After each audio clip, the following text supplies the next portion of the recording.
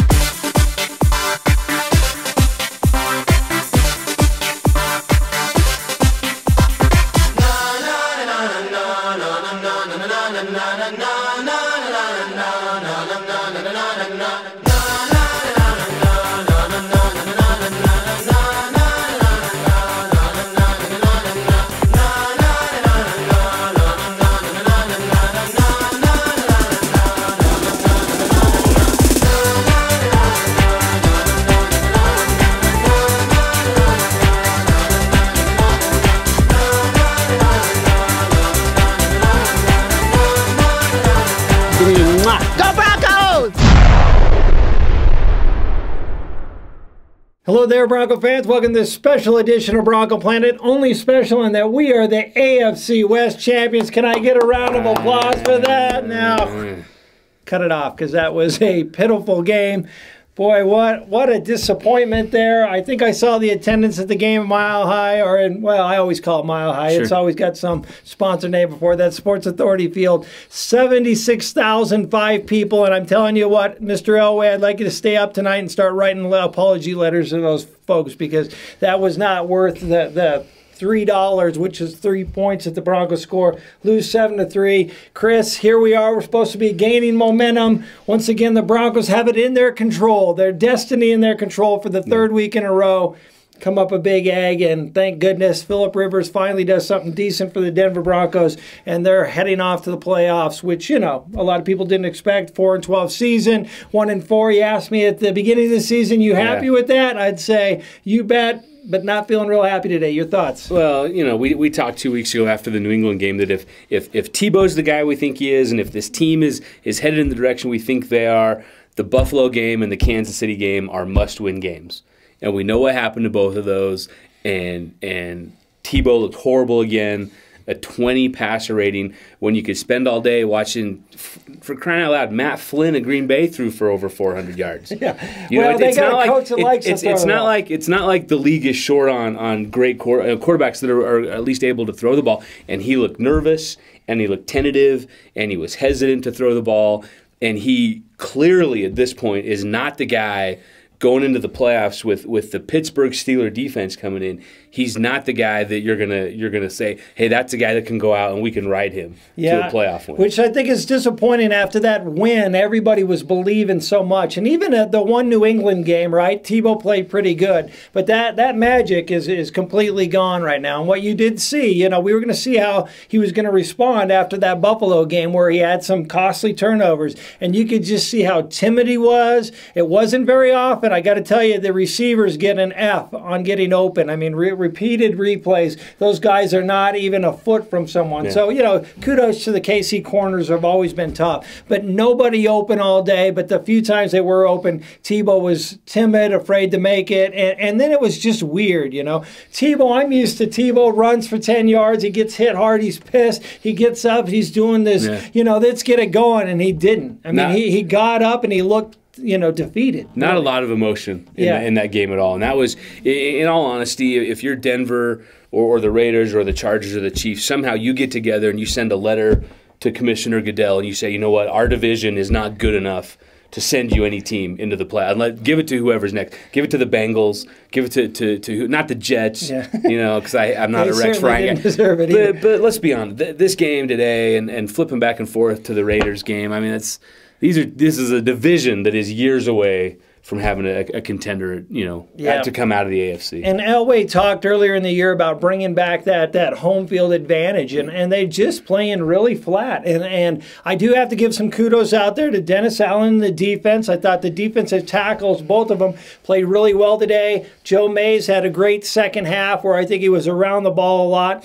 And then, you know, I think we're really seeing the effects of that thumb injury to Von Miller come up with goose eggs across the board today. And finally, you know, you saw Kyle Hagan in there, which I was pleading for last week. If they, I love Von Miller. I wanted to see him get that rookie sack record, but if he can't make tackles, he can't sack. He's not helping you, and he's young still. So that's a disappointment. I don't know when that cast is supposed to come off. Agreed. But I think at the same time, that he's not quite the unknown that Tebow is. We've seen what Von Miller's going to bring to the table.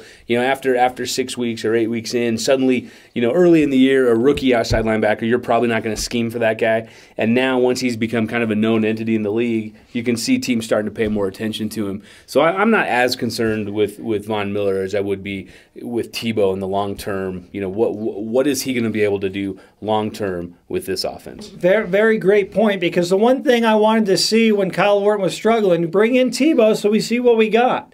The puzzling thing is, because of the way Mike McCoy chooses to call games for him, we don't know anymore. Yeah. And so now it gets scary, because there's a lot of good quarterbacks there. And I'm a Tebow fan. I'd like to see him at least open up. And if Tebow comes out and throws 7 picks, that's the way it goes, But Mike McCoy, now we've gone 2 games in a row where in the second quarter he's had 1 first down pass. Now you tell me that that's putting Tebow in a winning position. They know. I can sit back play after play and tell you exactly where it's going to go. And it's frustrating. And no, that's no excuse. Tim Tebow played awful. You said his passes were back to outside of one spiral, top spin, just goofy passes. Yeah. But I can't really talk anymore on Mike McCoy, because you're not allowed to cuss. We try and avoid that here at the Bronco Planet, and I just can't think of any things to say nice about him that aren't cuss words. So I'm going to pass it out to Danny, who's in the man cave, and we'll see if he can do a little bit better job of covering McCoy. He's a big McCoy fan, right? That's what I thought. If I remember right, Danny. Is it me? Am I the only guy in the world right now who's like angry and pissed off and disgruntled that his football team just made the playoffs? Is it just me? Now, don't get me wrong. I am thankful that the Broncos are the AFC West Champions, but what I can't seem to get out of my head is that our pathetic offense could only muster 3 points against the Chiefs. How bad is that? What's even more troubling is we got a quarterback that was built to run the spread offense. He's had great success running the spread offense, and he's right in the middle of a non-spread offense with Mike McCoy's same-o offensive philosophy that's just not working. Now, I know what you're going to say, Mike McCoy supporters, both of you out there. It wasn't a problem with the play calling, it was a problem with execution from the personnel. Yeah, I've heard that a couple times. It's really hard for me to buy into. That's like saying, if the fumble-rooski were ran 100% of the time and executed 100% of the time, you'd have 100% success running the fumble-rooski at the NFL level. It doesn't work that way, so stop. So think about it this way. If you want to change your personnel to match your coaching scheme, that usually generally takes a little while. It would seem to me it'd be much simpler, much easier, probably with more success if you changed your coaching scheme to fit your present personnel. Or am I just stupid? Have I gone goofy? How in God's name do you run a conservative offense when you're always playing from behind? Think about it. When's the last time the Broncos were up by 21? One or two times, but not very often. So that means we've got an offensive coordinator that believes that running the conservative side from the gate or from behind is still the best way to win a ball game. Where's the killer instinct? What happened to playing for the win? Here's a quick impression of Mike McCoy. Apologies before I start. You play to potentially not turn the ball over, people. You play to ensure that you don't possibly get our defense into a worse position than they already are. Are you with me, huh? Are you with me? Gentlemen, you play so that the odds don't necessarily favor you per se, but you just won't be put in a position that if something unpredictable or unfathomable happens, then you're prepared for it. Make sense? Chad, Chris, all I'm saying is that the Broncos are going to need some sort of wholesale changes in either coaching or personnel or scheme. Seems to me that you've already got the personnel in place. You've got dollars committed to them. You've got contracts signed. Not saying you need to fire Mike McCoy, but you need to fire Mike McCoy. You need to get in there. You get into a meeting room with the John Elway and John Fox, and you sit down and you say, okay, Defensively, we're doing pretty good. So Dennis Allen, you can stay. Love what you're doing. We're going to give you some help in the draft, maybe a little help in the free agency. You're going to be fine. But on the offensive side of the ball, they need to figure out who it is out there that has the best mind to work with our present personnel, perhaps somebody who is a spread offense specialist, to get this ball rolling. I'll throw it back to you guys there in Bronco Planet headquarters, but as far as I'm concerned, Mike McCoy's clown car of conservative coaching, that needs to be addressed right now. Well, you know, Danny and I don't always see eye to eye, but this week we are lined up, my buddy, right on line. Yeah. So anyway, so Chris, we're in the playoffs, so that is good news. Let's celebrate for just a little bit. You know, you think about that record last year. You think about all the changes, the no off season. Really, 500, 8-8, I think, is good as most people thought they would do.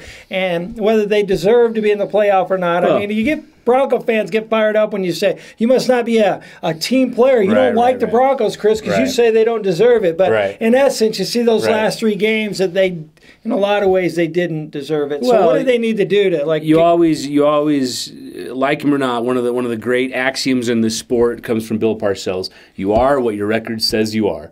And after the regular season, the record says 8-8, and like it or not, that's good enough to win you the West. Is it good enough to beat the Pittsburgh Steelers? Well, their record's a little bit better than 8-8, and but you know they're struggling a little bit. Not an overwhelming performance against the Browns today. I didn't see all the game. I don't know if they had all their starters in, but and we know Ben's been nicked up. Who's wearing number 7, John Elway's number, just for the record. But, you've got some things that play into the favor of the Broncos. You know, Roethlisberger for so long made a living on extending the play. You know, making that he's so big and he's so strong and making that first guy miss. And if he's a sitting duck back there and Dumerville and Von Miller are able to, you know, pin their ears back and know where he's going to be, Rashard Mendenhall gets hurt today and he won't play next week. And really, I guess in my mind, when I look at this matchup next week, it's Chris Harris and Champ Bailey on the edges against Mike Wallace and Antonio Brown. And if those 2 guys go nuts for Pittsburgh, Denver's probably in a lot of trouble. If Champ and Chris Harris play the way they've played for the most part over these last couple of weeks, as crazy as it sounds, I think Denver's defense can keep them in this game. The question, obviously, is whether or not they can score, which is what we saw today. Remember, in the good old days, you hold your opponent to 7 points. Yeah, that's probably a win. Exactly. You know, and we didn't see that today. So if I think, Shad, the defense is playing well enough, and there may be just enough holes and nicks and bumps and bruises on that Pittsburgh offense. I feel like Denver can keep it close. Can they win this game? That's a tall order. Yep, no, I agree. You get a little concerned when the Colorado Rockies have a better chance of putting more points on the board than the Broncos. So it's a little scary, but here's what I think the keys to success. If you don't turn over the ball, we have the games that we were winning, the win streak, hardly any turnovers, and yet we saw 2 more today. We saw a handful the week before. So no turnovers, and we've got to open it up. Sooner or later, Mike McCoy, you have to be a big boy. You got to step up and make those plays. And lastly, I think Tebow needs to get that passion back. You know, I saw the press conference today, and if the 20% passer rating wasn't enough to fire you up, you know, his demeanor, he was very laid back, and it was kind of a penalty, but no, I'm not going to say that. You know, it's like, what are you laughing about? Yeah. Where is that Tim Tebow I saw at Florida that's bloody and pissed and like, come on. You don't see that. The last few games, you see this kind of passive guy sitting on the sideline looking at plays, and when he first came in, did you see how passionate he was cheering for him? He was slapping him on the back. He was like this young kid that brought passion and fire. And I guess when you're losing, you're only scoring 3 points, it's hard to have that. But Tebow needs to get like playoff madness and get pissed. All right, you don't have to cuss, you don't have to be inappropriate. Get pissed, get livened up, and fire up this team, because I got to tell you what, go against Kansas City Chiefs that are without, you know, and then Bo's gone for most of the game, and we already talked about Charles, and you know they're missing like all of their key players, and we had pretty much all our key players there, and we can't beat them. Pretty scary. So passion from Tebow and get pissed, and we're going to need less turnovers, and who knows what, you know, I think holding back Mike Wallace is a burner, and a little concerned about him. That's a huge concern. You know, and I don't know whether Champ matches up or Chris Harris, but you know, If they can do a decent job on Brown and Mike Wallace on the edges, I think they've got a shot from the defensive side to keep it close. I'm just not convinced. After what we saw today, after what we've seen the last 2 weeks, I just don't see a way the Denver scores whatever it takes to win this game, 17, 21, 28 points. I don't see how that happens. McGahee had another nice game today. But even with McGahee running for almost $1.50, they still put up 3 points. Yeah, that's exactly. not going to win. And you proved that point. Hey, you did everything. I think Colquitt did a good job of putting them in the deep end zone. But guess what? By the end of the day, you scored 3 points. So Mike McCoy's got to liven it up. So anyway, we'll catch you next week, I believe. We're still not sure, but it may be a Saturday night game against the Steelers here. And you know what? We're in the playoffs, and it's been a long time. 2005, I think. It's been a long time. So kudos, Bronco fans. You hang in there. It is possible. It is possible they can beat the Steelers, but it is going to be darn hard. And we look forward to catching you at our website, www.broncoplanet.com. You can catch us at Facebook, YouTube. Thanks, Danny. And hey, I'm going to go to bed tonight. We'll give it a shot. AFC West Champions. We'll give it a shot.